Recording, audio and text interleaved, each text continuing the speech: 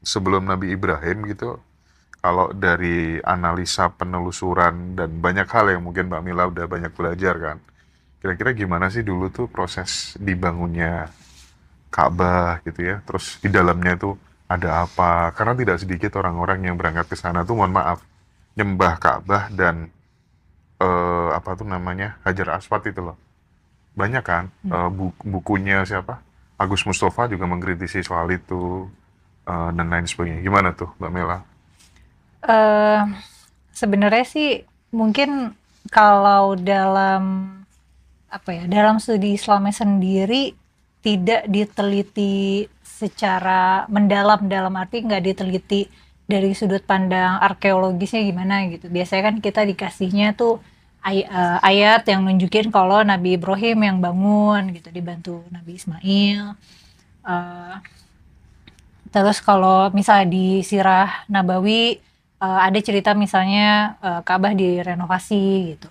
Tapi yang mengganjal adalah tidak adanya, maksudnya Nabi Ibrahim itu kan nabi bapak Yahudi gitu. Maksudnya di Yerusalem sana gitu.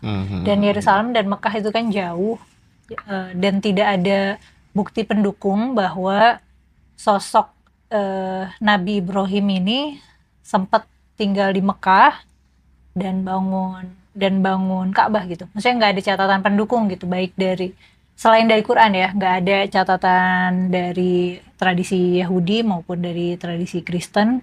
Dan udah gitu juga sebenarnya kan sosok Nabi Ibrahim ini eh, biasanya dianggap sosok yang ahistoris gitu, yang mungkin ada, mungkin enggak gitu, mungkin legenda, mungkin tokoh beneran gitu. Jadi ada banyak hal-hal yang sulit untuk dipastikan bahwa Ka'bah itu beneran udah ada di zaman Nabi Ibrahim gitu. Karena kalau misalnya kita mau telusuri Nabi Ibrahim ini, kalaupun orangnya ada, ya itu udah 5.000 6.000 tahun lalu gitu, dan jedanya sama sama Islam tuh bisa 4.000-an tahun gitu. Apakah bangunan Ka'bah itu memang setua itu gitu?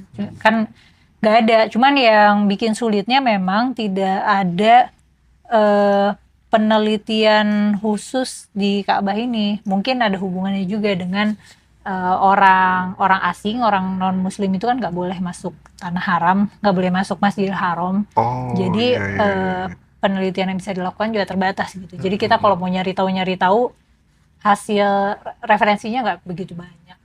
Dan kalau Hmm. di tradisi Islam biasanya dikasihnya ya ayat Nabi Ibrahim bangun Ka'bah itu. Sehingga nggak bisa diverifikasi secara ilmiah. Karena Hmm. mungkin salah satu yang bikin itu nggak bisa karena ya peneliti-peneliti yang non muslim nggak Oh, bisa, nggak ada boleh gap masuk ya, gitu ya, nggak boleh dibatasin gitu. masuk ya. Kalau situs-situs sejarah di Yerusalem itu kan banyak nih, kita punya banyak sekali rujukan tentang misalnya jejak-jejak Nabi, jejak-jejak Nabi Isa, jejak-jejak Nabi Nabi Musa, Nabi Ibrahim gitu ya. Meskipun apa namanya, tokohnya dianggap ahistoris atau ceritanya historis, tapi jejak-jejaknya itu masih bisa diteliti. Tapi kalau Ka'bah tuh agak agak sulit gitu. Tapi kalau berdasarkan perspektifnya Kak Mela, Mhm. yang dianggap suci itu sebenarnya bangunannya atau maknanya atau seperti apa gitu? Kan tanah suci gitu ya, Mhm. sehingga semua orang berlomba-lomba sampai ngejual Jual tanah, jual kebun tanah warisan nenek untuk moyang dan berangkat semuanya haji pada kan. ke sana semuanya gitu. Itu tuh gimana sih perspektifmu tentang ini? Tentang tanah yang suci ini? Tanah suci itu kan sebenarnya alih bahasa dari tanah haram ya. Maksudnya kalau orang Arab tuh justru nyebutnya tanah haram, yang maksudnya haram bagi Non non muslim. muslim masuk gitu. Tapi kita nyebutnya tanah suci karena itu tanah yang suci bagi kita. Kayak kalau kalau menurut aku pribadi ya itu kan sebenarnya simbol aja ya. Maksudnya ya itu simbol aja, dan mengenai ada orang-orang yang memaksakan untuk datang ya itu lebih karena keinginan pribadi dan keinginan kolektif dan mungkin juga hasil marketing ya. Maksudnya kan banyak agen-agen haji di negara kita dan bukan cuma agen ya, maksudnya kayak Kementerian Agama, Iya, iya, lembaga haji kita kan ada pastinya antar dua pemerintah ini hubungan bilateralnya adalah Iya, iya, lobby-lobby iya, tentang haji, tentang kuotanya dan gimana-gimana. Ya kalau kita mau zoom out fenomena ini ya kita lihatnya sebenarnya itu bisnis ya. Orang kan bilang ya jangan lihat haji sebagai bisnis, tapi kan faktanya ada perputaran uang yang besar di situ. Ya tiket pesawat, hotel, catering, dan seterusnya. Dan itu juga mungkin yang bikin Ka'bah Ka'bah sedikit sekali referensi arkeologisnya mungkin karena nggak pernah tutup, karena kan selalu ramai jamaah. Supaya nggak dikritisi bisa jadi kan ya? Bisa jadi. Itu bisa jadi, tapi desain seperti itu memang. Iya, tapi itu kan prasangka ya, itu kan asumsi gitu. Kita nggak tahu, yang jelas yang kita tahu nggak banyak referensi. Tapi yang jadi persoalan yang menurutku sangat serius ini terkait dengan kesadaran gitu. Ketika kemudian pengagung-agungan Ka'bah ini menjadi sebuah pengkultusan dan kemudian orang yang datang ke sana itu mulai meyakini bahwa ya kalau mau menemukan Allah itu ya di sini.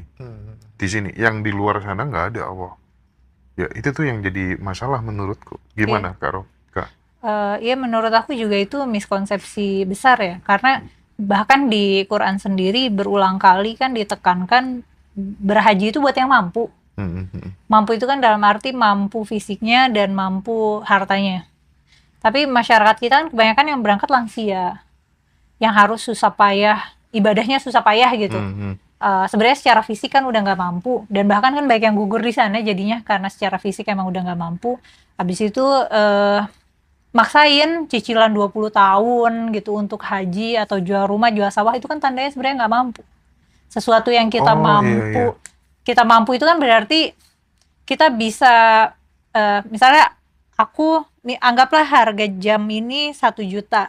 Aku mampu beli jam ini ketika hartaku bukan 1 juta gitu, mungkin 10 kali lipat dari 1 juta gitu, baru aku mampu beli jam tangan ini gitu. Kalau misalnya masyarakat kita harus nyicil dalam jangka waktu yang sangat panjang, ya itu kan sebenarnya nggak mampu. Tapi kan itu maksudnya difasilitasi perbankan, fasilitasi pemerintah gitu ya. Memang secara sistemik kita juga dipromosikan untuk haji gitu. Belum lagi mungkin didakwahkan juga gitu. Maksudnya kayak itu impian, dijadikan ditanamkan bahwa pergi ke tanah suci itu ya jadi impian gitu. Cita-citanya ke tanah suci. Tapi selama Mbak Mela belajar agama di pesantren dan lain sebagainya, pernah dengar nggak sebuah kisah atau pelajaran dari guru-guru di pondok itu bahwa ada loh kisah orang tuh dinyatakan haji tanpa berhaji gitu, menjadi haji tanpa pergi berhaji ke sana gitu, ada nggak sih? Pergi ke Mekah lah ini. Nggak pernah dengar sih. Tapi kan sebenarnya gelar haji itu kan nggak ada, itu kan cuma orang kita aja. Itu buatan orang Belanda katanya, sama background-nya ya? Malah kata itu propaganda Belanda gitu. Sebenarnya nggak ada status haji atau gelar haji itu secara tradisi nggak ada. Iya, haji mah haji aja, tapi nggak mengubah apa-apa. Iya sih, Mbak Mela misalnya dari Mekah, Hajah Kumailah Hakimah gitu kan ya. Tapi harusnya habis sholat ya, setelah Hajah S Kumailah Hakimah, habis puasa Hajah SP Kumailah, harusnya kan gitu kan. Iya. Kenapa hanya haji aja? Ya dikasih gelar di depan kan ya. Benar. Habis zakat harusnya Z juga kan, Z Ahmad Rozi gitu kan. Ya, kan udah 5 kan ya. Terus ada zakatnya juga, panjang mas, kereta api. Iya. Tapi kalau menurut pandanganku mas, haji itu sekarang lebih cenderung menjadi sasaran market para elit politik di negara kita sebenarnya. Sepakat nggak? Nggak tahu. Karena jamaah kita kan banyak banget kan, terbanyak di dunia gitu. Jadi kita tuh pasar terbesar haji buat Saudi. Nah, di situ mereka melihat peluang bahwa ini market kita, gitu loh. Jadi nggak ada habisnya orang kita ke sana. Kalau minyak kan bisa habis ya, Bisa habis. tapi kalau tamu Allah nggak bisa Nggak habis bisa nih, habis, ya. gitu kan? Ah. Mereka pola pikirnya gitu, Pola pikirnya sehingga gitu. surplus terus kan setiap Dan tahunnya. area Masjidil Haram juga kan sekarang prestis banget. Maksudnya Ka'bah kita tuh sekarang dikelilingi sama mall dan hotel mewah. Ya memang tujuannya supaya jamaah haji dan umroh itu ya belanja gitu. Dan hotel-hotel tuh banyak milik orang Eropa sebenarnya. Dan ternyata iya. Itu yang menjadi pertanyaan besar, Mas. Orangnya nggak boleh ke sana, tapi bisnisnya masuk ke sana itu. Iya, harusnya kalau misal ini mungkin kelemahan negara kita dalam ngelobi juga ya. Harusnya kita kan punya jamaah banyak nih, itu Iya. kan berarti kita punya daya tawar yang besar. Kalau pemerintahnya kita pinter negonya, mungkin kita bisa pasang hotel-hotel di situ, catering-catering, bis, rumah sakit, atau ya layanan-layanan publik lainnya, karena kan masyarakat kita yang ke sana. Ini mau bikin Danantara kayaknya. Oh, Iya, bikin di semoga ya. sana, mulai Supaya nembus nih. uangnya berputar, uang haji berputar Ya. di kita juga, bukan cuma berputar di sana doang. Ini mah uang kita berputarnya di sini, uang haji di sini berputar untuk dikorupsi, Iya. terus sedangkan profitnya untuk Saudi gitu. Yang penting uang hajinya nggak dipakai MBG aja, Mbak. Kayak bisa lama-lama dipakai juga. Tapi kalau kita ngomong soal tauhid itu kan basically dia adalah non fisik gitu ya. Ketika kemudian non fisik, kenapa kita tetap butuh simbol? Menurut Mbak Mela gimana? Kita yang dimaksud nih orang-orang secara umum ya. Butuh simbol. Ka'bah itu kan simbol Simbol, gitu. ya. Untuk Iya, mempersatukan, untuk menggerakkan orang itu kan butuh simbol. Untuk mempengaruhi orang itu kan butuh simbol gitu. Salah satunya adalah Ka'bah. Aku belum pernah kepikiran kayak gitu sih. Benar, sejatinya tuh ketika kita beriman dengan konsep tauhid ya kita udah nggak butuh simbol. Karena bahkan Tuhan sendiri kan sudah tidak tergambarkan. Tuhan itu tidak berwujud, tidak bertempat, tapi ada dan kita imani. Dan memang sejatinya beriman secara Islam, beriman secara tauhid itu ya nggak perlu simbol. Itu sih aku masih mikirnya kalau haji itu memang ada kepentingan bisnis dan politik di situ sih.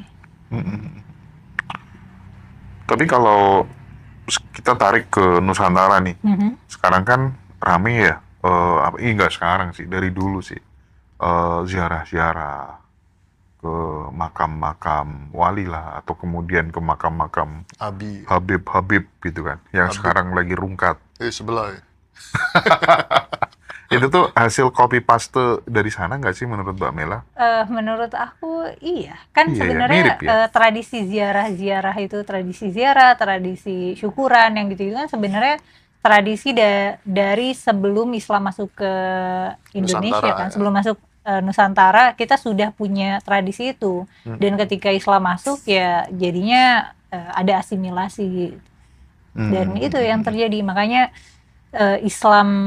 Islam kita tuh lebih apa ya, lebih lebih bersosial dan berwarna gitu. Karena ini misalnya kayak bulan puasa dan lebaran kita kan banyak bukber, terus ada silaturahim.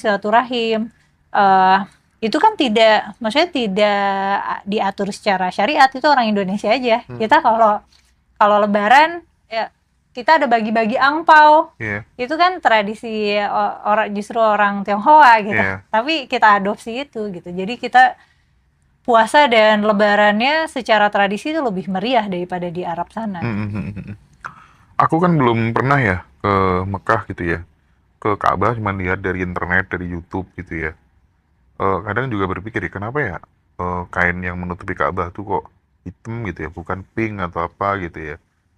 Itu menurut Mbak Mela sendiri gitu, ada makna filosofis tertentu nggak sih? Dan di dalamnya itu ada apa gitu? Karena ada orang-orang tertentu kan boleh masuk kan. Nah itu gimana Mbak Mela? Nggak ada apa-apa dalamnya. Nggak ada apa-apa? Nggak ada apa-apa. Dan kain hitam mungkin buat maintenance-nya gampang aja kali ya. Itu tuh setiap tahun diganti. Kainnya setiap tahun diganti. Dan kaligrafinya tuh diukir pakai benang emas ya. Kainnya tuh bisa di request nggak sih, misalnya pesen gitu? Setiap ganti kain itu tuh biasanya dilelang. Oh, Oh, pantesan berarti si Epstein dapat Epstein ya? itu lelang ya, si lelang ya? Di rumah orang tua aku juga ada. Oh iya? Heeh. Oh. Jadi keren. biasanya ada orang yang kayak nawar-nawarin. Tapi nggak dipakai keset kan kalau di rumah? Enggak, Oh, enggak ya? di frame, ditaruh di ruang tamu, ada yang di ruang tengah. Oh Terus gitu Mbak ada ya? Baru kain tahu aku, kiswah. serius. Ada kain kiswah, terus ada kain yang buat di makam Nabi, itu setiap tahun diganti. Dan ada biasanya ada yang nawarin, kayak ada, mungkin dia orang yang kolektor. Biasanya emang dibelinya sama kolektor. Ayah beli berapa dulu? Ibuku sih, Ibu? kalau bapakku nggak terlalu Nggak tahu peduli harganya barang-barang koleksi. Aku tidak terlalu ingat, tapi kayaknya nggak nyampe 3 digit deh. Oh, oke. Terus yang soal tadi tuh larangan non-muslim Non-muslim ya. masuk Itu ke masuk. Mekah dan Madinah itu sebenarnya akarnya apa sih? Dulu gimana gitu? Perlu kita tahu gitu. Awal historinya ya. Sebenarnya nggak ada, itu cuma ini aja sih, kayak peraturan pemerintah aja. Itu tuh lebih ke teologis atau politis? Nah, sebenarnya itu aturan kerajaan, tapi dulunya aku kira karena ada kan apa namanya, ada ayat yang ini apa, innamal musyrikuna najasum gitu. Jadi orang-orang musyrik itu najis, fala taqrabul masjidil haram, jangan mendekati Masjidil Haram. Tadinya kukira itu tuh karena ada dasar ayatnya. Tapi terus aku mikir, tadi kan pas zaman Nabi kan maksudnya kota Mekah itu ada penduduk non muslim juga dong gitu, dan bahkan mereka ya sempat ya bentrok ya, berdamai gitu, Mekah sempat jadi kayak pusat kota dagang yang pluralis gitu. Tapi setelah dia telusuri lagi ternyata itu meskipun ada ayatnya, tapi tegasnya itu ya peraturan kerajaan.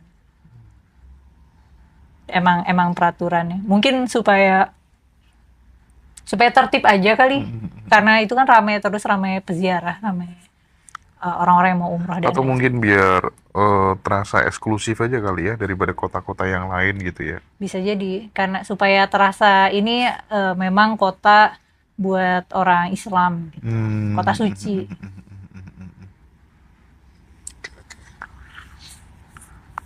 Atau semacam kayak ya sebagai identitas komunitas sih gitu. Itu kali ya. Karena bener Mbak Mela tadi kan sebenarnya kalau kita beragama atau berketauhidan kan sudah tidak perlu simbol. Ya, tapi itu menurutku paradoks loh. Paradoksnya itu menurutku aturan atau regulasi yang dibikin oleh pemerintah Arab Saudi ini justru bertentangan dengan konsep Islam rahmatan lil alamin. Benar. Dia nggak? Benar. Ini gimana Mbak Mela? Iya, apa namanya?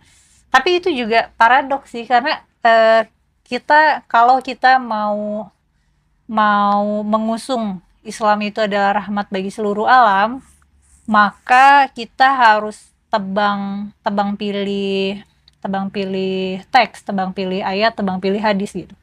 Kan ada juga nih orang yang merasa Islam itu memang harus eksklusif gitu. Dan mereka juga punya legitimasinya, mereka punya dasar-dasar ayat dan hadisnya. Sementara itu Islam yang value-nya Islam itu rahmatan lil alamin gitu, kita harus pluralis. Mereka juga punya ayat-ayatnya gitu, ada riwayatnya, ada ayatnya. Jadi kalau kita bersandarnya pada ayat, ayatnya ada aja. Cuman yang kita sulit pahami kan perjalanan Nabi mendakwahkan Islam itu kan ya memang dinamikanya berubah-ubah gitu ya. Kadang-kadang kita akur sama agama lain, kadang-kadang ribut gitu. Makanya ada variasi teks dan riwayat dengan sentimen yang kadang positif, kadang negatif. Tapi kalau misalnya tadi yang ngomong soal musyrik dan lain sebagainya itu kan konsekuensi logisnya adalah ketika kita kemudian ketemu sama orang yang beda agama, kita akan membenci, bahkan memusuhi, bahkan membunuh dan lain sebagainya gitu. Nah, bagaimana menyikapi tentang tafsir-tafsir ayat-ayat yang menyesatkan? Itu gimana? Karena ini bahaya sekali. Gimana Mbak Mela? Biasanya para mufasir itu akan menandai kalau ayat-ayat yang keras itu adalah ayat-ayat yang perang, yang hanya berlaku pada masa perang, pada masa Nabi diperangi, atau pada masa kalau misalnya ada hari di mana kita kalau ada perang agama gitu. Jadi ya harusnya udah nggak berlaku lagi. Berarti kedaluarsa dong ya? Itu yang aku bilang, tapi kan netizen bermarah. Oh gitu ya. Padahal harusnya setuju. Siapa sih yang masih mau berantem? Iya kan? Siapa sih yang masih mau perang-perangan? Siapa sih yang masih mau memperbudak tawanan perang gitu? Kan kita juga nggak mau hidup kayak gitu. Atau ketika aku bilang adalah tidak mungkin tidak kena riba, itu kan realitanya begitu. Kita belanja udah ada ribanya. Kita pakai bank, kita belanja di marketplace, kita bayar pajak, itu semua udah ada muatan ribanya gitu. Karena sistem keuangan di dunia ini ya nggak sesederhana seperti zaman Nabi gitu. Jadi ya memang sudah tidak bisa menghidupi gaya hidup Qurani secara utuh gitu, karena ya kita dan Nabi hidup di era yang berbeda. Oke. Mbak Mela tuh pernah bikin konten ini sih tentang apa? Kalau nggak salah, masturbasi agama. Nah itu saya sempat baca kan. Bisa dijelaskan nggak di malam ini gitu? Ini menarik soalnya. Bahasanya keren ya.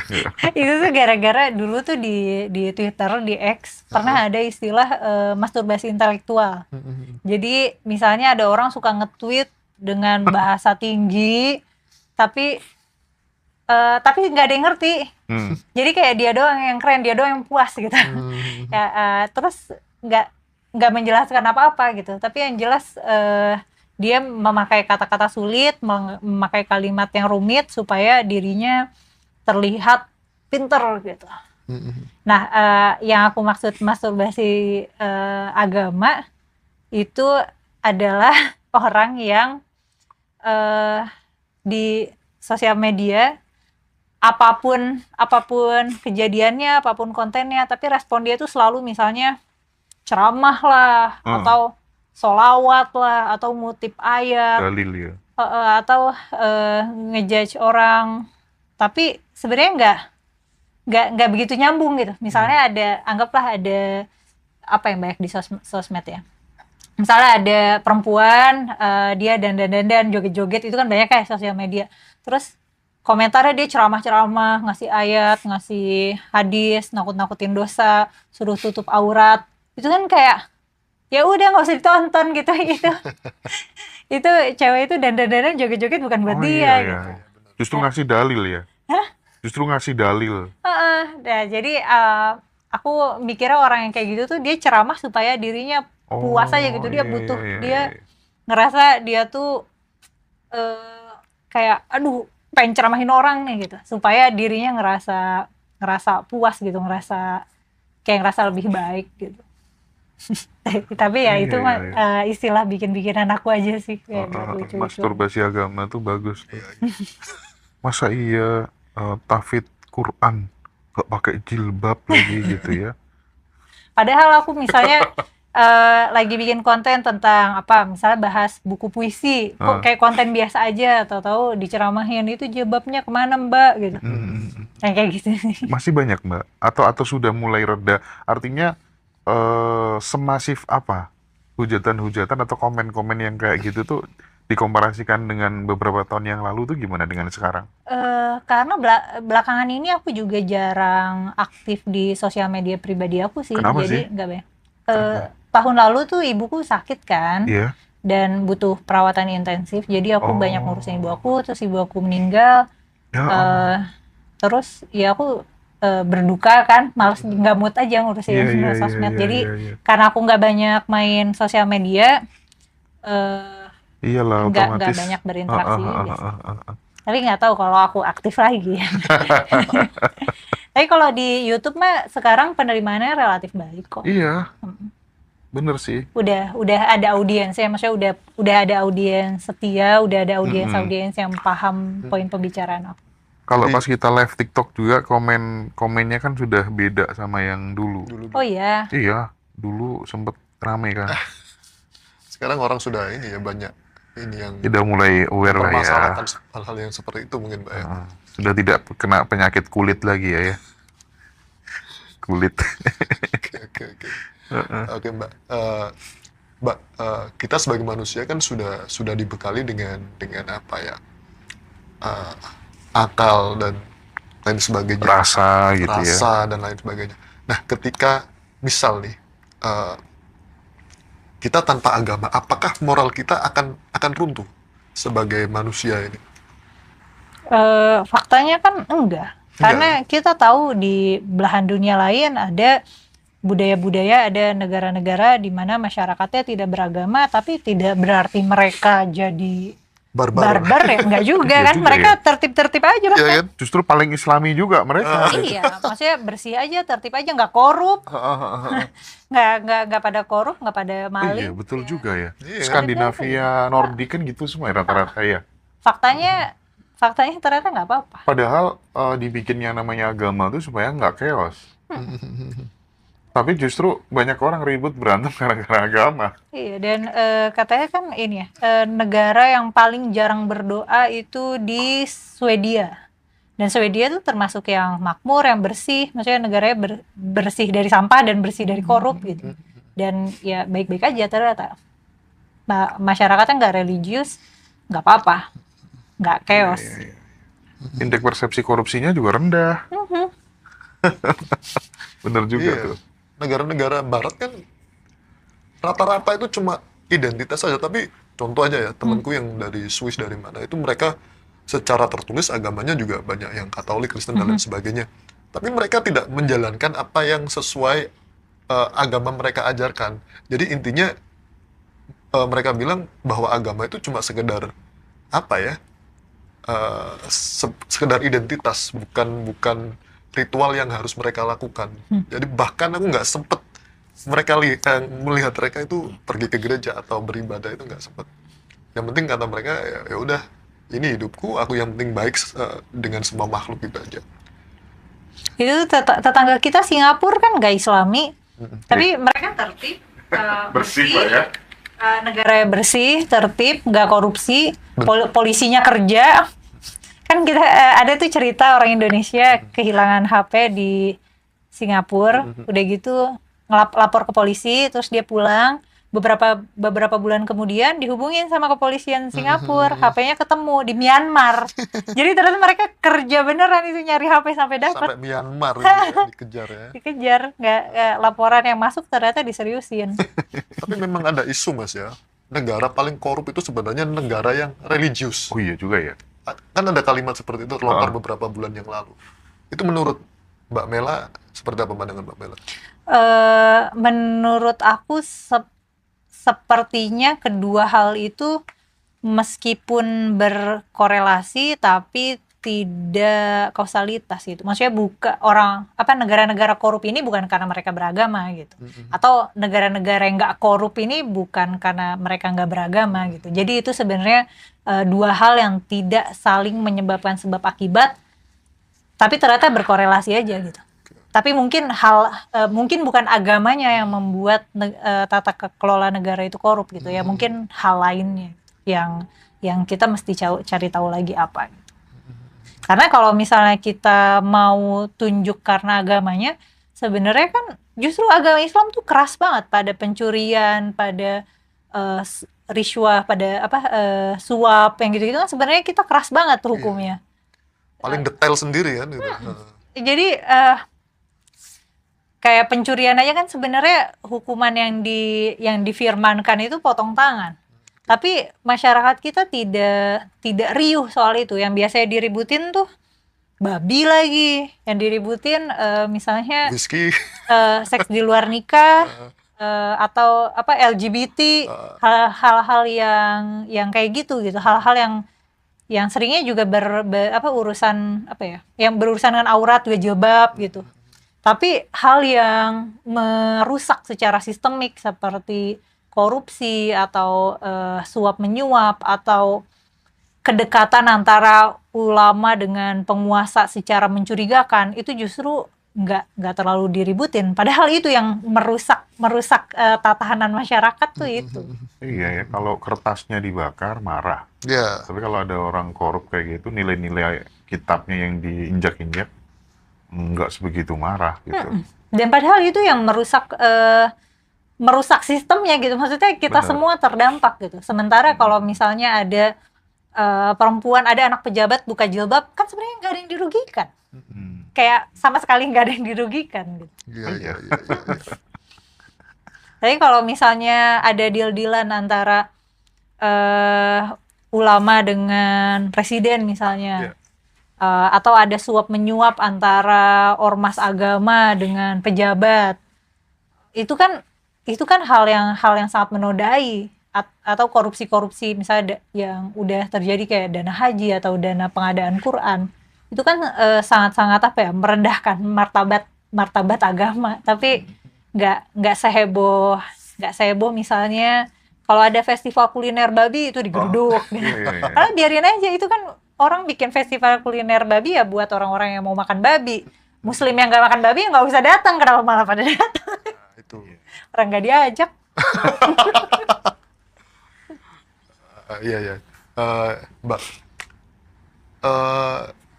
orang luar kan sering memandang kita ya, terutama Indonesia ini kan mayoritas Muslim ya. Saya tuh sempat punya teman dari mana namanya, pecahan Uni Soviet itu, Ukraine? bukan yang sebelahnya lagi. Itu Jangan tebak-tebakan sih. Pokoknya pecahan Soviet itu loh. Jadi mereka itu merasa takut dengan yang namanya Muslim. Tahun 2018 saya ketemu itu yang Bosnia Serbia itu kan. Serbia. Jadi mereka satu keluarga, kebetulan ketemu di Bali, kita kenal, namanya Marco. Nah, dia itu sampai penasaran. Ketika mengerti kalau saya itu Muslim, dia takut. Ya, secara identitas kita Muslim. Terus kenapa kamu merasa takut? Karena Muslim itu teroris. Ya. Yang kamu lihat itu Muslim mana? Kalau Middle East, oke kamu berpendapat seperti itu. Tapi kalau kita berbicara terkait Nusantara, apalagi Jawa, very different. Akhirnya saya ajak ke kampung, tak bilangin, you very famous kalau ke kampung saya. Karena orang-orang Nusantara itu sejatinya suka perbedaan. Beda dengan yang ada di Timur Tengah. Nah, dalam konteks ini, apakah agama itu sebenarnya sumber kesejahteraan apa malah menjadi sumber konflik bagi umat manusia? Tapi ngomong-ngomong Mas, teroris Muslim Jawa juga yang legend. Iya. Yang serem-serem, iya itu loh, bom Bali. Oh iya. Tangga Bom. kita tuh. Oh, namanya sama juga. Oh iya, Amrozi. Serius ya saya Amrozi? Iya. Saya namanya Rozi, nggak ada amnya sih. Itu tetangga saya. Saya serius? deket mungkin 30 menit dari kampungku. Namanya di Trenggulun kan. Itu saya tahu makamnya. Itu legend juga. Jadi kalau si Marco ketemu sama Amrozi kan harusnya takut juga, valid dong. Marco, Iya, bener tuh. kamu nggak usah takut Ada dari saya. reasoningnya tuh. Jadi sepakat nggak bahwa agama itu sebagai, ini kita bicara secara universal ya, sebagai sumber konflik misal? Yang kita tahu agama sebagai sumber konflik kan memang bisa terjadi gitu. Jadi ada banyak sekali kan konflik-konflik yang sebenarnya dasarnya adalah agama gitu. Entah karena perintah agama, doktrin agama, atau karena beda agama. Tapi yang menyebabkan konflik adanya agama itu sendiri. Makanya apa ya? Menurut aku agama itu secara inheren punya sifat diskriminatif gitu. Jadi kalau misalnya kalau aku Muslim, terus ternyata Mas Rozi ini, aku dulunya Muslim, sekarang udah murtad. Di diri aku ada rasa was-was kayak, oh berarti kamu bukan bagian dari aku gitu. Jadi kita kan ngelihat ini saudara sesama Muslim. Ketika udah bukan sesama Muslim, nggak saudara gitu. Makanya kan ada narasi ulang yang kalau bukan saudara seiman ya saudara sebangsa gitu misalnya. Tapi kan sebenarnya identitas itu kalau memecah belah, jadi ya buat apa gitu. Jadinya kadang-kadang agama cuma jadi identitas buat ngotak-ngotakin orang aja. Benar. Padahal kalau misalnya label itu nggak usah ditempel atau nggak usah ditampakkan, ya kan nggak ada konflik apa-apa. Ya, ya. Jangankan kalau kita lihat ya, jangankan kita beda agama, sesama Islam pun beda golongan atau beda Muhammadiyah dengan NU misalnya. Itu kan sering aja ada gesekan-gesekan di dalam internal Islam sendiri, apalagi yang di luar sana. Nah, kalau kita orang yang beragama berketuhanan, apa sih sebenarnya menurut kalau menurut pribadi Mbak Mela itu tujuan kita itu apa? Membela agamakah atau membela golongan atau memang gimana ya kalau saya bilang ya? Sering seolah-olah itu mereka itu membela golongan, sedangkan di ajaran agama manapun yang saya pernah pelajari ya, semua ada 5 agama kalau di Indonesia yang saya pelajari itu nggak ada satupun agama yang menyerukan untuk musuh itu atau rusak, itu nggak ada. Semua mengajarkan tentang kebaikan sebenarnya. Cuma dengan syariat yang berbeda mungkin ya sesuai agama masing-masing. Tapi di sini dalam konteks ini orang itu salah, tidak bisa membedakan antara agama dan ketuhanan. Sedangkan Tuhan kita kan Esa, Tuhan yang satu. Nah, agama itu lebih cenderung ketatanan. Berarti yang mereka gembar-gemborkan, yang mereka bela itu sebenarnya bukan apa ya, spiritual, tapi ya itu tadi golongan. Sepakat nggak? Kalau gitu kan mending dibubarin aja semua agama, nggak ada agama nggak masalah. Penting damai kan itu. Kayaknya kalau agama bubar belum tentu damai deh. Bakalan ribut, cuman masalahnya bukan agama, masalah yang lain. Karena kan meskipun misalnya konsep agama dan ketuhanan nggak ada, ditiadakan, kita kan masih punya banyak perdebatan-perdebatan lain. Ya, politik misalnya, pasti setiap musim kampanye akan ada jenis polarisasi lain gitu, atau hal-hal yang menyangkut prinsip hidup lainnya. Misalnya ada yang ada yang nggak boleh, ada orang yang makan anjing, ada yang makan anjing itu biadab gitu. Itu kayaknya tetap bakal ada keributan. Tapi mengenai beragama dan berketuhanan, aku rasa jangankan kelompok per kelompok ya, orang per orang juga akan memakai ajaran agama, memakai imannya dengan kebutuhan dan cara pandang yang beda-beda. Ada yang emang untuk memperkaya jiwa gitu, untuk merasakan kepuasan spiritual. Ada yang emang menggunakannya untuk kepentingan golongan gitu, untuk membesarkan golongan. Atau ada juga yang dipakai buat jualan. Jualan atau politik misalnya. bisa juga, atau dipakai untuk memusuhi kelompok lain. Benar. Pada akhirnya prinsip agama yang dia pegang akan melentur sesuai dengan watak masing-masing orang ya. Karena kita kan lihat misalnya dalam agama Islam ada nih kelompok ustazah yang rajin menyerukan untuk menyebarkan kasih sayang kepada sesama. Islam itu rahmatan lil alamin. Kita Islam itu melindungi umat agama lain. Terus nanti agama yang damai. Tapi masuknya damai nggak? Itu nanti dulu. Nah, habis itu tapi ada juga ustadz-ustadz yang dakwahnya tuh kalau orang yang murtad harus dibunuh. Kalau misalnya apalagi misalnya kalau istri tidak taat boleh dipukul. Yang sebelah sininya nggak boleh, Islam tidak mengajarkan kekerasan gitu. Jadi pada akhirnya kita beragama tuh sesuai dengan watak kita dulu nih. Kita udah punya gambaran duluan. Aku nih adalah anggaplah aku adalah orang yang menjunjung tinggi kasih sayang dan kesetaraan, dan identitas aku Islam. Maka aku akan menyelaraskan Islamku dengan nilai-nilai kasih sayang dan kesetaraan. Aku ambillah nilai-nilai dan kebijaksanaan dan sejarah-sejarah yang mendukung dari caraku memandang idealisme dunia. Sementara yang orangnya emang suka berantem, suka ribut, ya itu dia akan nyari justifikasi dari ayat-ayat untuk nyerang orang kayak gitu. Nggak apa-apa itu apa kafir laknatullah. Di dalam Iya, iya, iya, iya. Al-Qur'an ayat segini-segini mereka harusnya dihancurkan atau yang gitu. Nah. Mereka akan mendapat azab yang keras. Ya, pada akhirnya pada prakteknya akan begitu. Bener banget. Tapi kalau sekarang kita lihat ya, misalnya kayak di hadis sendiri, hadis itu apa ya, yang innama bu'istu liutamma makarimal akhlak gitu ya. Poinnya sebenarnya kalau sudah kata inna itu kan berarti poinnya di akhlak kan.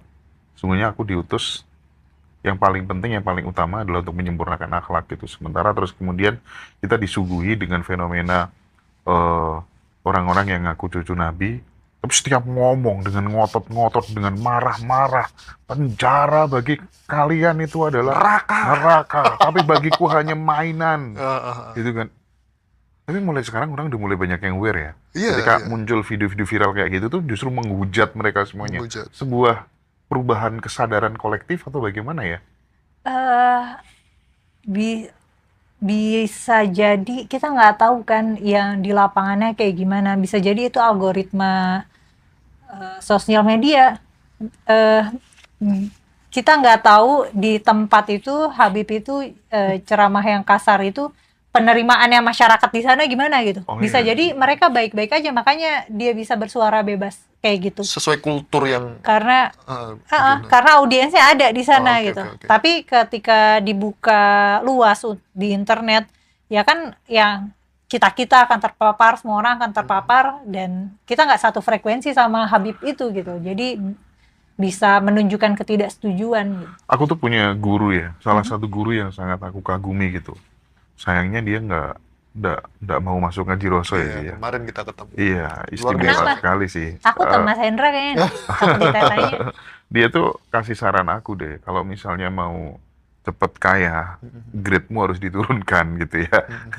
Jadi kayak kembali ke soal yang Habib itu, kenapa dia bisa cepet kaya? Ya karena pangsa pasarnya ada, orang-orang yang IQ-nya seperti itu, ya kan, sebagai pangsa pasarnya gitu. Dan itu kadang, oh iya bener juga ya. Makanya orang-orang yang gampang terkenal itu ya kayak gitu-gitu Iya, aja gitu ya. Menyamakan frekuensi mereka kan. Dianggap Mm-mm. sama, mewakili atau sebagai representatif bagi audiennya kan gitu. Mungkin seperti itu Mas Indra. Tapi paling nggak sekarang orang udah mulai inilah, udah mulai tercerahkan lah, Ya. tercerdaskan lah, sudah nggak kayak dulu lagi gitu. Buktinya kan Habib di mana-mana itu kalau kita lihat apa pengajian sudah nggak semasif yang dulu, yang Yang dulu Habib itu kan. Setiap puasa kan pasti ada sweeping rumah Oh, makan. iya. Sekarang kan kita nggak pernah dengar. Karena nggak itu lagi. menghormati orang yang berpuasa katanya. Sebenarnya kan yang puasa itu menghormati yang tidak puasa Iya, sebenarnya. katanya Harusnya kan dibalik seperti itu. katanya Cak Nun kayak gitu. Katanya Cak Nun. Iya. Oke. Ya aku pun setuju sama itu. Harusnya kita menghormati orang yang tidak puasa. Dan waktu itu juga sempat dihujat juga gara-gara aku bilang gitu. Ini kayak dunia udah kebolak-balik, gonjang-ganjing. Kumaila bilang orang puasa hormatin yang gak puasa. Karena kan ketika kita puasa, itu adalah pilihan kita kan untuk tidak makan dan minum ya karena kita ibadah. Sementara kan orang lain punya hak untuk makan. Dan termasuk juga punya hak untuk jualan harusnya. Jualan makanan untuk yang gak puasa. Bahkan tadi ada berita Mas, saya itu respect banget sama artis USA, dia penyanyi hip hop cewek. Dia nyoba puasa Mas, nggak kuat. Akhirnya di live videonya makan dia. Tuhan mengerti bahwa saya itu tidak bisa puasa. Makanya saya dilahirkan di lingkungan yang non muslim. Kalau saya puasa, pusing saya sehari tadi. Pikiran nggak karuan, pengen muntah, mual gitu. Nah, Tapi seperti dengan perkembangan AI yang sangat masif, Gen Z udah mulai berpikir yang logik gitu ya, kayaknya juga yang gitu-gitu itu, yang tafsir-tafsir yang keliru itu, yang menguntungkan pihak-pihak tertentu. Karena kan bisa jadi, kalau misalnya kita mau jujur ya, di negara-negara yang Nordik, Skandinavia, yang bukan based on pemeluk agama-agama tertentu gitu, bisa maju-maju semuanya, ya bisa jadi cara untuk membuat orang itu tetap miskin dan gak berkembang ya dengan agama. Iya. Ya bisa jadi loh. Bisa jadi di unsur kesengajaan. Tan Malaka juga banyak Bener. quote-quote kayak gitu. Ini kayaknya by design dari global Mas, elit global. Nggak tahu lah ya. Kayaknya seperti itu sih. Kayaknya menurut pandanganku seperti itu. Tapi kalau guru-guru kita dulu tuh ngajarin kita, ya kalau nggak ada agama, ya orang pada seenaknya sendiri. hamil, ayahnya siapa, nggak jelas gitu. Buktinya di negara-negara yang lain Aman-aman aja. aman-aman aja. Karena orang-orangnya udah bisa bertanggung jawab semuanya dengan apa yang dia pilih gitu. Terus mikirnya juga kalau nggak ada agama nanti pada seks bebas. Ya kan? Tapi ternyata kan pemuka-pemuka agama kita misalnya memperkosa anak-anak atau iya guru anak-anak ngajinya Iya, gitu. iya. Malah ada kiai-kiai yang cabul gitu. Faktanya kan gitu. Maksudnya ternyata agama tidak efektif untuk menghindari orang jadi cabul gitu. Ternyata bukan itu caranya kalau mau tertib. Iya. Iya sih. Munafik semua sih. Dan ternyata di negara yang bebas dalam ekspresi seksual ya, maksudnya kayak di Jepang kan produksi film dewasa itu kan banyak ya, masif, dan ternyata mereka tingkat pemerkosaannya tuh sangat-sangat rendah, tingkat gitu ya? kekerasan seksual tuh sangat-sangat rendah. Jadi ketika ekspresi seksual, aku nggak tahu penelitiannya apakah ketika ekspresi seksual itu nggak diopresi, apakah jadinya tidak menjadi kekerasan gitu. Aku nggak tahu apakah ada hubungannya. Tapi yang jelas ketika orang nggak boleh, bahkan yang keras aja kayak di Aceh itu kan kalau berzina dicambuk kan, dicambuk di tempat umum bahkan. Dan itu masih ada aja orang dicambuk. Maksudnya berarti ada aja orang yang mengambil risiko untuk berzina gitu. Padahal hukumannya sih gitu berat. Itu kan berarti tidak seefektif itu gitu. Ini dia yang tanya nih yang live. Kalau di negara Cina kayak komunis gitu, kita ini kan kayak anti komunis gitu. Sama komunis itu kan kayak musuhi banget gitu. Padahal kita nggak tahu komunis itu sebenarnya apa sih yang disebut komunis gitu kan. Cina tuh masyarakatnya komunis, rakyatnya komunis, tapi pada sejahtera semuanya gitu kan. Tentang komunis ini apa perspektif Kak Mela? Sebenarnya kan komunis itu adalah ideologi, adalah sistem di mana kita tuh yang milik publik itu milik bersama gitu. Jadi nggak basisnya tuh basis ekonominya kayak koperasi. Jadi anggaplah kalau ada supermarket itu adalah milik warga banyak gitu. Atau nggak akan ada nggak boleh ada perseorangan yang menguasai lahan publik atau aset publik. Atau monopoli lah ya. Iya, atau memonopoli, itu nggak ada karena sistemnya tidak mengizinkan begitu gitu. Jadi di situ, di dalam sistem itu harusnya tidak ada orang yang miskinnya tuh kayak miskin banget. Tapi kalau misalnya sistem itu fail, ya kalau miskin semua jadinya.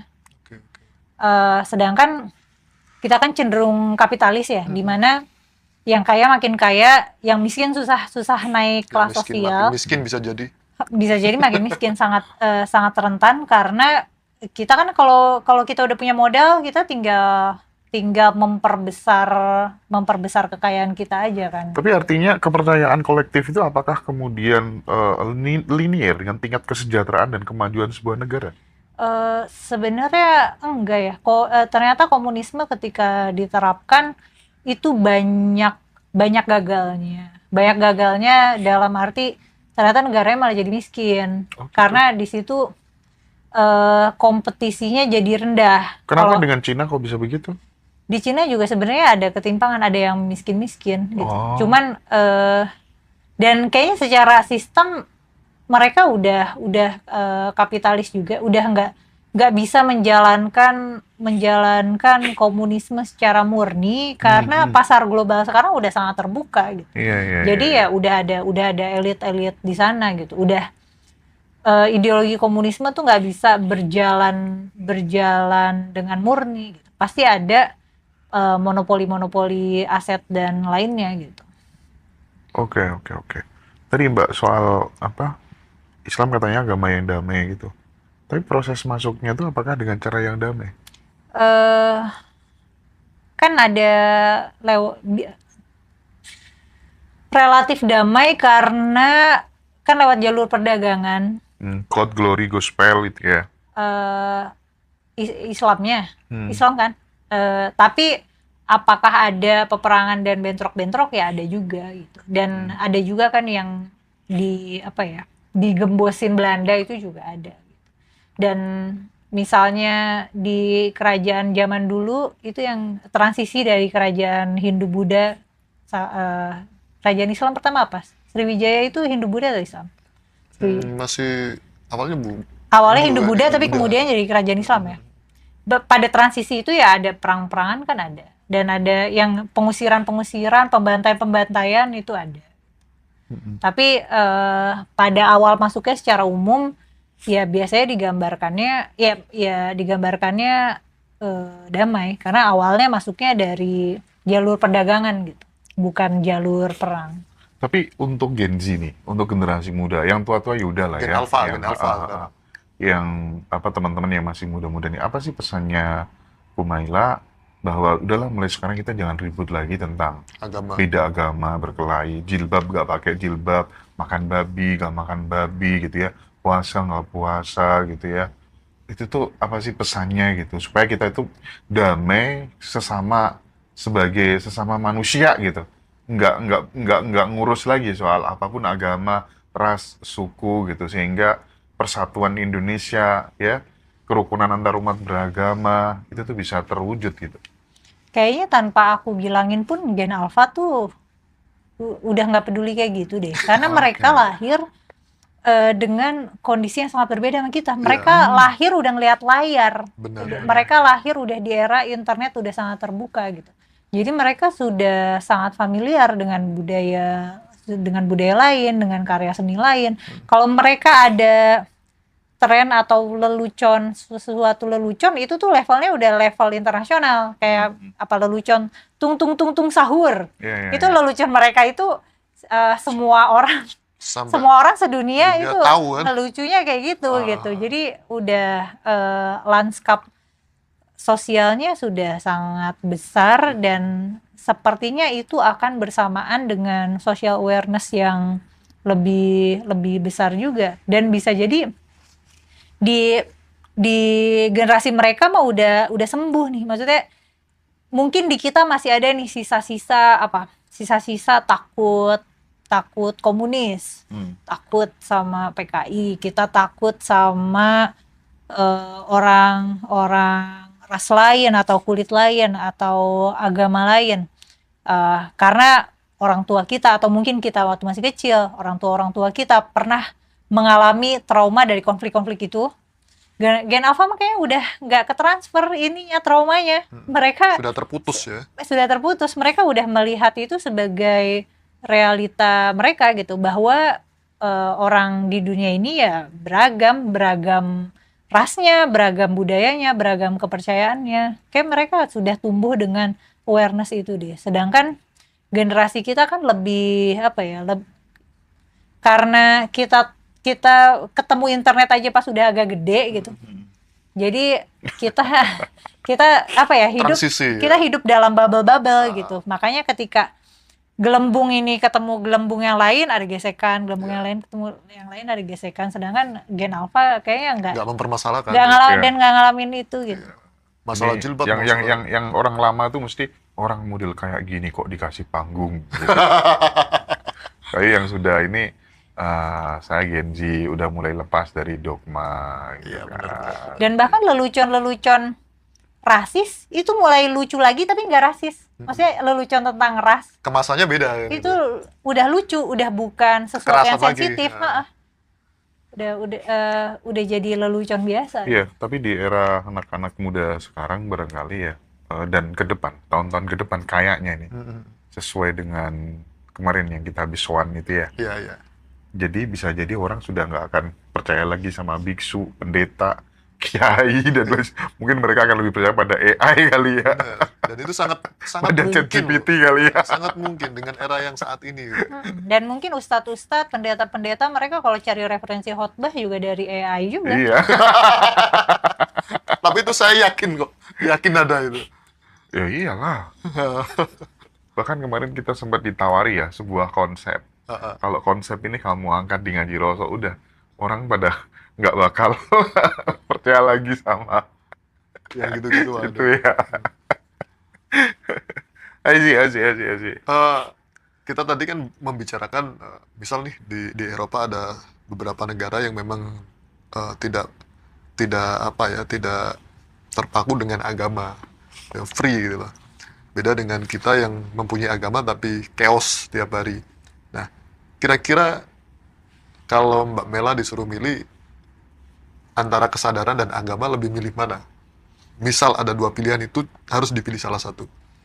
eh itu kan bukan sesuatu yang mutually eksklusif ya. Itu kan sesuatu yang bisa orang miliki keduanya atau tidak miliki keduanya gitu. Ya, setuju. Eh, jadi itu aku ngeliatnya itu bukan pilihan, Bukan pilihan bukan ya. pilihan. Oke, aku tertarik untuk bahas ini deh. Tentang ini kan habis puasa itu kan Idul Fitri kan. Terus jarak berapa bulan nanti ada Idul Kurban.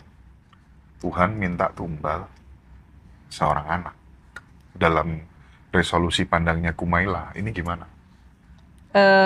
Tuhan minta tumbal. Iya kan? Ya itu kan tradisi lama yang masih kita warisi. Ya, ya udah itu. Itu dongeng atau histori atau gimana?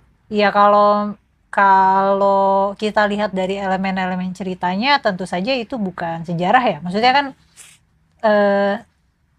tidak mungkin, maksudnya secara possibility itu nol kemungkinannya kalau kita nyembelih anak sendiri terus berubah jadi lembu, itu kan Tapi kan sesuatu mimpi hal Kak yang itu, Kak. mustahil.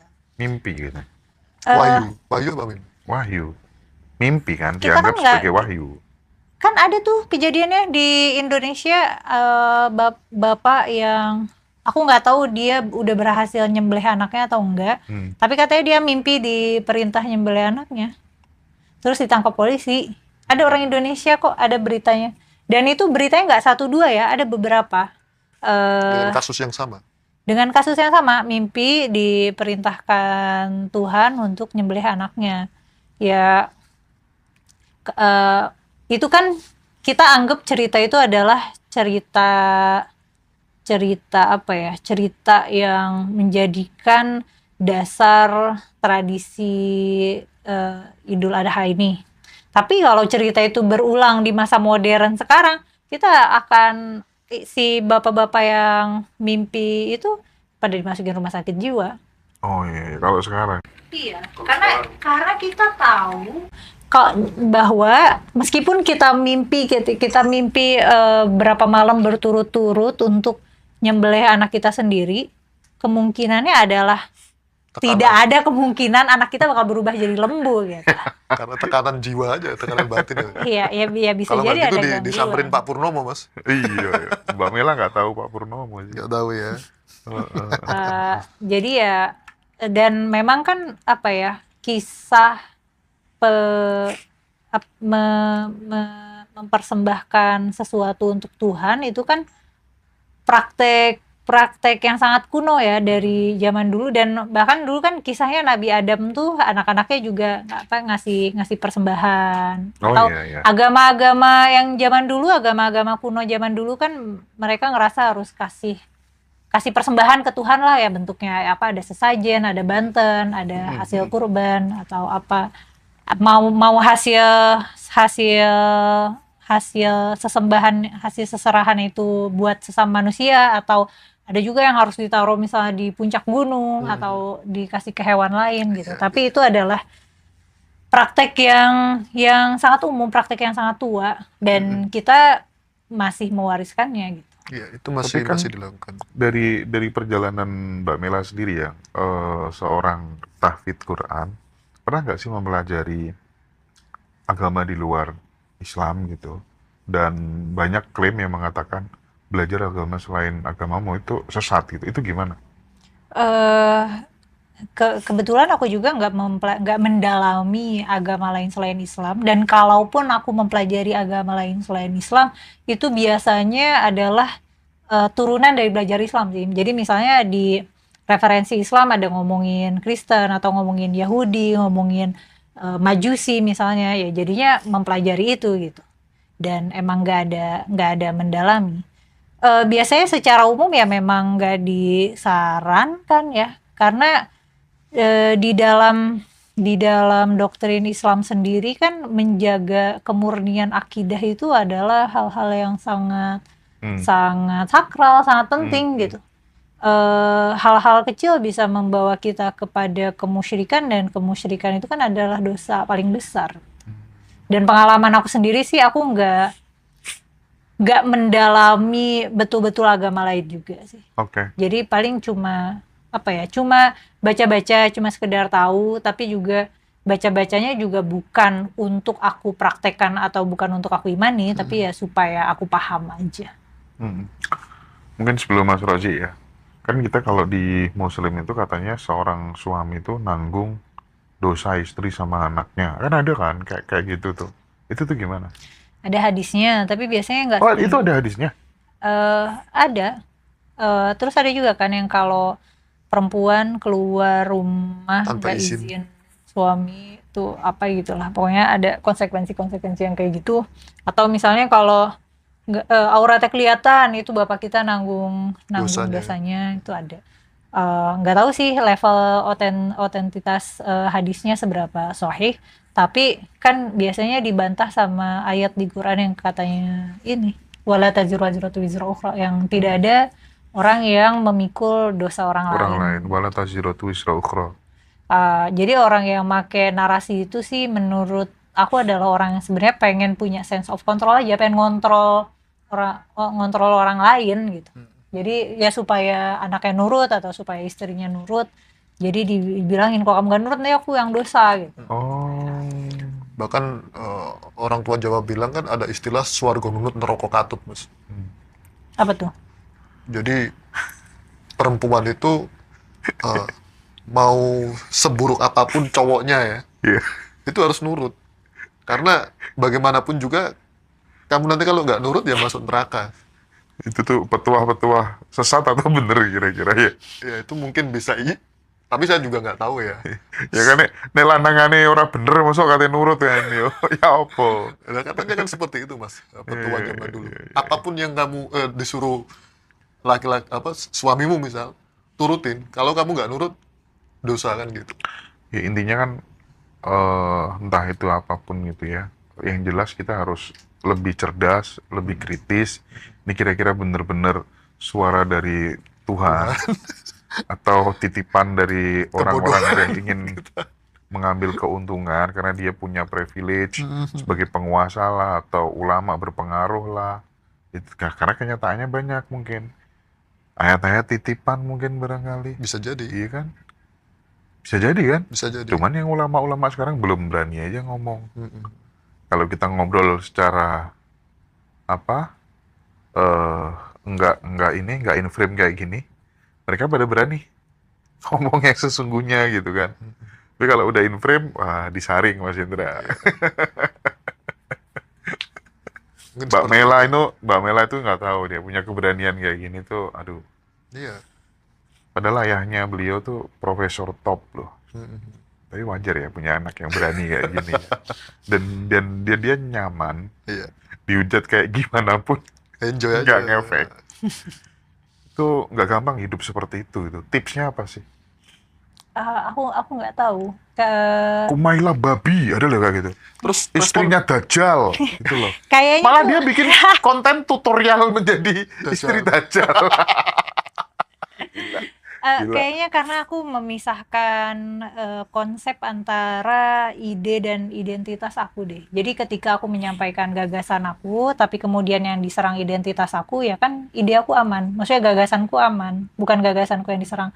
Tapi ketika biasanya kan karena orang ngatainnya gitu-gitu aja kan, ngatainnya wah apa ini sesat, atau kadang ngatain fisik, atau kadang kayak ngasih umpatan-umpatan yang cabul gitu kan gak nyambung. Jadi aku mau sakit hati juga nggak bisa. Oh iya. Orang lagi bahas apa gitu. mungkin yang ada pengen ketawa ya.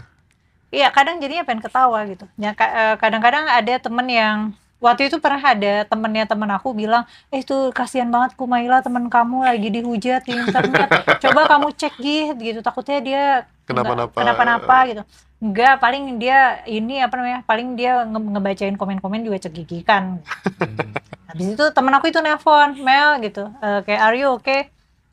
Oke, emang kenapa? Kenapa tiba-tiba nanya? Enggak, ini teman aku suruh ngecekin kamu, katanya dia lihat di internet orang-orang ngatain kamu gitu. Oh, nggak apa-apa kok, aman. Tapi Makasih waktu gitu. papa masih ada dulu, pernah dinasihati nggak tentang konten-konten kayak gini? Bapakku waktu waktu Abah masih hidup itu kan konten aku baru sedikit dan belum Oh, terlalu populer. Tapi Abah nonton. nonton ya? Kan udah ada tuh episode yang jilbab, babi, yang Heeh. tentang ini apa namanya?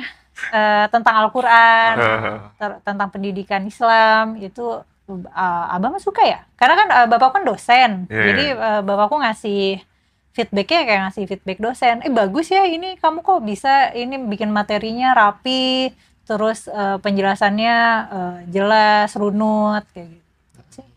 Oh.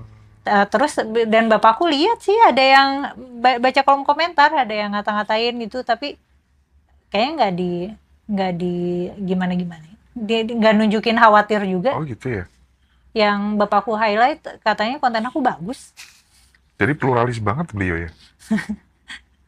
Kayak nggak apa ya, emang eh, dalam berislam Abah tuh ya relatif apa ya, dia sukanya tuh berislam pakai pendekatan sufistik gitu loh. Dia tuh Iya, iya. suka apa konsep-konsep kayak apa tuh namanya nggak cinta dunia apa tuh? Suf. Waro gitu. Oh iya, iya, iya, iya. Kayak konsep zuhud yang Zuhud. gitu-gitu tuh beliau Heeh. suka. Tapi ya aku sih biasa aja. Maksudnya ya, nggak ngikutin apa jalan kayak abah nggak. Liberation ya? Nggak terlalu ya mungkin ya aku nggak terlalu apa ya Nggak nggak terikat dengan ini itulah mm-mm, ya, nggak intinya merasa gitulah aku ya. harus membuat setapak jalan untuk aku menuju kan kalau orang sufi itu kan dia berusaha menggapai Tuhan Iya, gitu. iya, iya. Ya aku nggak menggunakan jalan itu sih.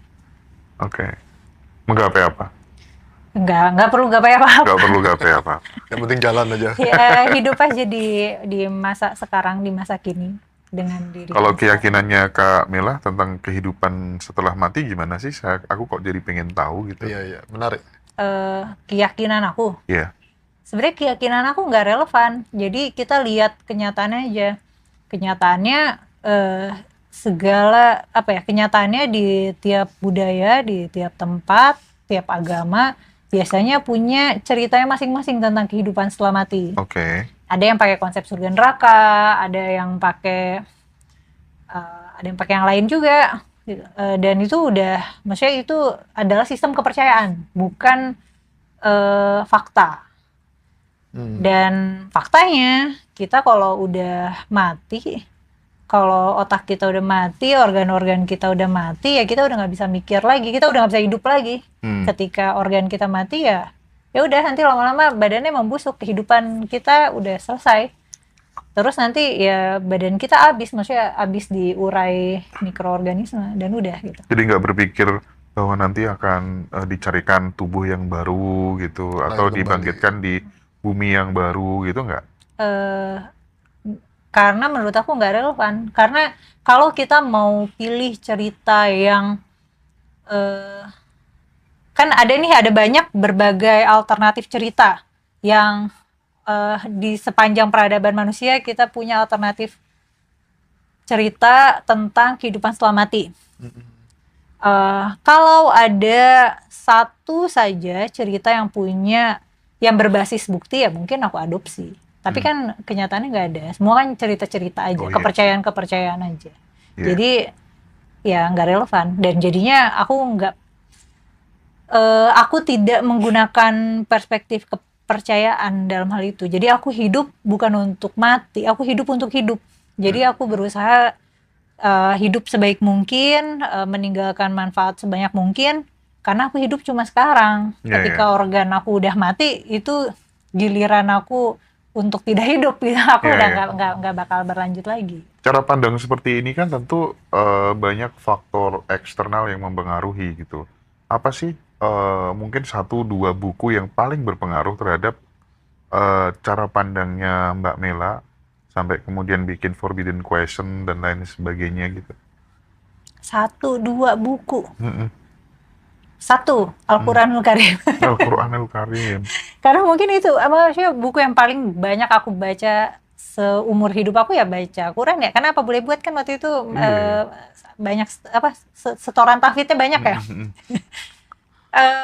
Ya paling itu. Itu Tapi tahu maknanya semua nggak sih? ke Itu satu ya, tahu maknanya semua apa enggak? Dan yang Hmm. kedua, masih relevankah menjadi Nah, penghafal Quran dewasa ini gitu? mengenai maknanya, aku nggak bisa bilang aku mengetahui semua maknanya karena banyak sekali kata-kata dan kalimat-kalimat di Quran yang sebenarnya ambigu, yang kita nggak tahu artinya apa, makanya butuh perangkat tafsir, makanya butuh ditafsirkan untuk alih makna. Dan maka dari itu penafsirannya juga nggak ada keseragaman, nggak ada kesepakatan, Ya, karena maknanya nggak jelas. Jadi aku tidak bisa mengklaim bahwa aku memahami maknanya semua gitu. Ya, tapi ya aku berusaha ya pada masa aku, terutama pada masa aku mahasiswa ya aku berusaha gitu. Kemudian apakah relevan untuk hafal Quran? Ya enggak lah. Dibuat apa? alasannya apa? Pertama, Quran sudah ada cetak digitalnya dan cetak kertasnya. Mungkin ada miliaran kopi di dunia ini, kan kekhawatirannya kan dihafalkan supaya Nah, utuh, tuh. tidak hilang, tidak berubah. Tapi kan sekarang sudah di zaman udah ada cetakan, udah ada Digital. salinan digital. Jadi untuk memeriksa keaslian kan udah lebih gampang, tinggal cross reference aja. Sedangkan dulu kan perintah menghafal itu karena saat itu tulis menulis belum jadi budaya. Nah, kalau kemudian Kertas tuh masih belum. banyak sekali pesantren tahfidz Quran, motifnya apa? Ya, karena mereka pengen melestarikan tradisinya aja. Atau mungkin supaya pada saat meninggal jasadnya utuh? Ada yang percaya gitu, tapi kan itu kita tahu itu nggak mungkin. Nggak mungkin ya. Karena manusia itu kan Kecuali kita pakai kan pengawet ya. kecuali pakai pengawet. Karena kan kita organisme yang secara biologis ya pasti akan membusuk. Dan nggak membusuk itu nggak apa-apa, itu kan bagian dari proses alam. Bukan berarti ketika kita kalau kita mati dan membusuk dan bau itu karena kita banyak dosanya, enggak, itu mah akal-akalan sinetron Hidayah. Majalah. Majalah Hidayah. Majalah ya Hidayah, udah. bukan sinetron Hidayah. Orang manusia ya pasti membusuk dan Iya, iya. bau. Acara- Seperti acara apa, Mas? bangkai pada TV umumnya. Indolayar ya. Iya, Ya atau ya dulu kan suka ada sinetron Azab iya, juga, iya, iya, seperti iya. itu juga. Azab ya. Heeh. Makanya ketika ada orang mati suri gitu, karena rame film Azab Kubur itu, melihat orang disiksa dan lain sebagainya gitu. Suka membicarakan tetangga mulutnya yang busuk duluan. Itu judulnya kan gitu. Iya. Itu akal-akalan plot. Tapi plot bisa, majalah nggak sinetron. tahu ya gawat atau gimana ya. Tapi kalau misalnya melihat perkembangan anak-anak sekarang yang baru apa tuh namanya umur 4 tahun, 5 tahun udah lihat layar, udah mulai belajar AI dan lain sebagainya. Apa nggak bisa jadi nanti bisa jadi Indonesia ini jadi negara yang mayoritas ateis terbesar juga ya? Ya mungkin bisa jadi, Mas. Gimana Karena kalau sudah Kak dimulai Mela? dari sekarang kan kita bisa lihat kan Gimana generasi tuh? kita seperti apa. Apa nggak gawat tuh jadi negara ateis? Aku nggak, sebenarnya pernah ada yang mengkondak research-nya ya. Apakah, kan ada yang bilang atheism is the future, ada yang bilang Buddhism is the future. Tapi ketika ada yang membuat risetnya dan memproyeksi 2050 kayaknya, itu ateisme itu porsinya akan tetap sedikit. Oh, Orang Buddhism gimana? Kan katanya agama yang paling growth-nya realistis juga kan? nah Buddhism juga growth-nya sedikit. Terus, Dan terus? tetap aja yang growth-nya besar itu ya Islam dan Kristen gitu. Oh. Nanti akan ada masanya Islam justru jadi agama terbesar di dunia. Oh ya? Dan itu kenapa? Karena by birth, karena anaknya banyak. Oh. Jadi kebanyak apa ya? Konversi agama itu sangat jarang terjadi gitu. Jadi kalau kita terlahir muslim, ya kita kebanyakan orang akan muslim sampai mati. Itu Atau menarik kalau nih. lahir Fakta ini Kristen akan menarik Kristen nih. sampai mati. Jadi orang yang pindah-pindah agama tuh secara persentase Betul, kecil betul, banget. betul. gitu. Setuju. Jadi Nggak tahu ya kalau pola laku kesehariannya ya. iya, Itu tapi mungkin yang kalau beda kali. identitasnya Identitasnya mungkin biasanya tetap sama. tetap dipegang. Iya. Karena kan Dan sekarang udah banyak yang mulai kayak gitu, Mbak. Sekarang udah banyak. Secara identitas dia agama entah itu Nasrani, entah itu apa tuh namanya Muslim, Islam. Tapi secara laku keseharian dia bisa Kejawen, dia bisa Sunda Wiwitan. Itu banyak kayak gitu. Iya. Dan apalagi sekarang kan identitas agama, terutama di Indonesia kan identitas agama tuh kayak nggak boleh dikosongin kan? Nggak tahu sekarang boleh kosong ya? Atau Masih kok. ya pokoknya Kalau nggak agama kan mm-mm, masih. urusan administratif tuh identitas agama kan masih penting ya. Jadinya kan orang kayak masih akan perlu untuk melekatkan Iya. identitas agama. Mungkin karena males capek gonta-ganti KTP juga kali ya. Ya, dan lagian ganti agama, pindah agama buat apa? Kalau nggak ada keperluan teknis atau administratif ya. Misalnya kan Betul. ada orang nih yang beda agama. Misalnya aku Islam, pacar aku Kristen, kita mau nikah ya supaya bisa Iya. Nikahkan. dinikahkan. Ya udah dia apa boleh Lagian, buat masuk Islam. lagian misalnya. ada kepentingan pragmatis juga. Ini gawat kalau sampai aku nggak beragama nanti dapat istri apa Nah, enggak bisa gitu jadi kan. itu. Terus mau dikubur di mana kasihan bapak ibuku gitu kan. Bisa jadi itu. Iya. Jadi makanya ateisme itu nggak akan berangka besar. Nggak tahu ya kalau much later in the future, tapi mungkin kalau 20-30 Tahun ke depan. atau 100 tahun ya mungkin dominasinya ya masih Islam Kristen. Berarti ini nggak ada ini ya, kalau saya dengar pembicaraan Mbak Mela tadi, sudah nggak mikir surga neraka ya? Nggak mikir dunia aja. Mikir dunia, orang kan kadang mikirin dunia tuh kayak sesuatu yang hedonistik gitu. Cuma mikirin dunia aja.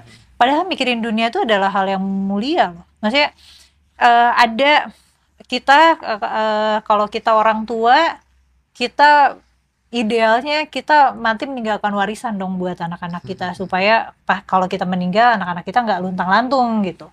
Atau ya kita ngasih penghidupan yang layak ke keluarga kita, atau kita membangun karir yang meaningful buat hidup kita, atau buat berperan apa ya, kita punya kehidupan sosial gitu, kita hangout sama teman-teman, padahal itu kan hal yang mulia gitu. Tapi kadang kita suka mendikotomi urusan dunia dan akhirat, seolah urusan dunia itu hedonistik gitu, soalnya penuh dengan hura-hura, dan urusan akhirat itu adalah yang mulia gitu. Padahal misalnya kita rajin sholat, hafal Quran atau apa, itu kan nggak dibawa kemana-mana. Maksudnya itu manfaatnya buat siapa kan nggak ada. Dan lagian kalaupun ada Tuhan yang maha kuasa, maha segala-segalanya, kan Tuhan nggak butuh sholat kita gitu. Dirimu kan selalu bergumul dengan ayat-ayat Quran gitu sejak muda gitu. Pernah nggak sih menemukan dan merenungkan ini kok ayat ini dengan ayat yang lain kok kontradiktif ya? Nah, bisa nggak di-share ke teman-teman?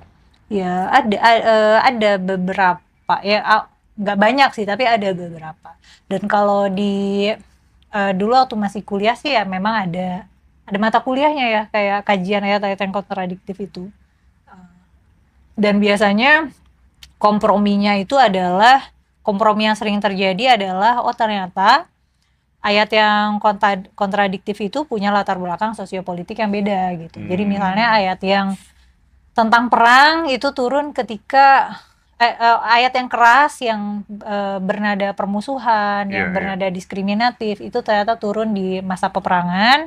Dan ayat yang mengedepankan perdamaian dan persatuan itu ternyata turun di masa damai. Pernah dengar gak sih katanya Nabi itu diutus dengan bahasa kaumnya gitu? Terus kemudian pernah mengkontemplasikan itu nggak sih? Apa konklusinya gitu?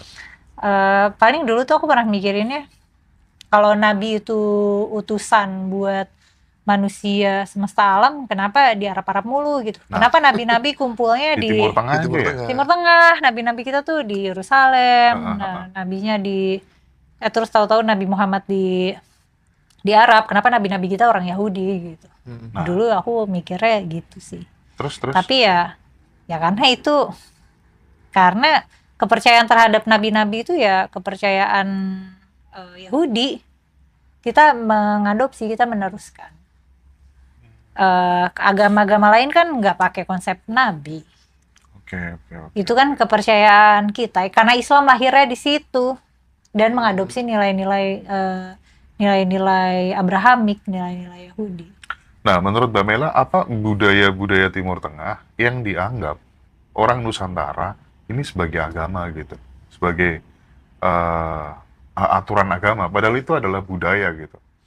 Itu gimana? Hmm, Kita harus memilah-milihnya gimana nih? Misal kayak cadar nih, iya. itu Aku kan, tadi mau bilang mungkin jilbab dan cadar kali ya. hmm, hmm, Karena itu kan bagian dari sebelum ada Islam, ya mereka memang berpakaian kayak gitu. Maksudnya bukan cuma orang Islam, orang Yahudi dan orang orang Nasrani di Quran juga ya mereka eh, biasanya orang Kristen tuh nggak mau disebut Nasrani ya. Tapi Quran tuh sebutannya buat orang Kristen tuh biasanya Nasrani. Eh, Nasrani dan Yahudi juga orang orang Arab ya pakai jilbab ya pakai jilbab gitu. Itu udah bagian dari keseharian mereka. Cuman ya sama agama Islam ditekankan. Karena mungkin di sana kan geografisnya pasir mungkin ya. Betul, dan panas dan apa namanya? Kita kan eh, kalau pernah ke tanah suci di sana tuh udaranya kering banget, yang kayak kita kulitnya tuh bisa meletak gitu loh, makanya Kering gitu ya. makanya pakai Vaseline itu supaya kulitnya nggak kering. hmm. Berarti itu nggak berlaku di Asia sebenarnya, Dan Mas. makanya juga pakaiannya hitam-hitam karena silau sekali, kayak panas banget. Oh, Jadi hitam-hitam supaya nggak silau. hmm. Kita kan negara tropis, kita keringetan. Oh di sana tuh meskipun panas banget, nggak keringetan karena udara kering. Oh gitu Makanya ya. jarang hujan kan. Kalau di kita kan awannya tebal, kita hujan mulu, banjir malah. Hmm. Kan banjir dan kita tuh keringetan. Makanya kita mandi 2 kali sehari. Kalau orang Iya, Arab iya, nggak iya. perlu mandi sering-sering, mereka jarang keringetan. Oke. Malah kita kalau tertutup gitu bisa panuan, Mas ya. Iya, makanya jadinya kan ada apa namanya, ada stereotip yang kayak mbak-mbak yang kayak pakai baju berlapis-lapis itu Mm-mm.